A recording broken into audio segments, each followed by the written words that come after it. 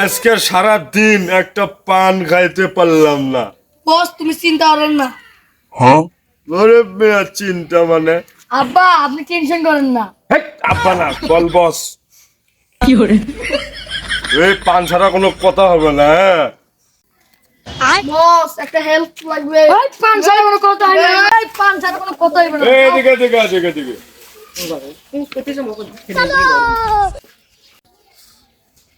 এই সমস্যা কি তোর? বস বড় সমস্যায় পড়ছি। সমস্যার গোষ্ঠী মারি এই বন্ধুকে লাল তো টিকের মধ্যে দিব শালা। এ রাখ রাখ। হে পান আনছিস নাকি? বস পান ছাড়া কিছু বুঝে না।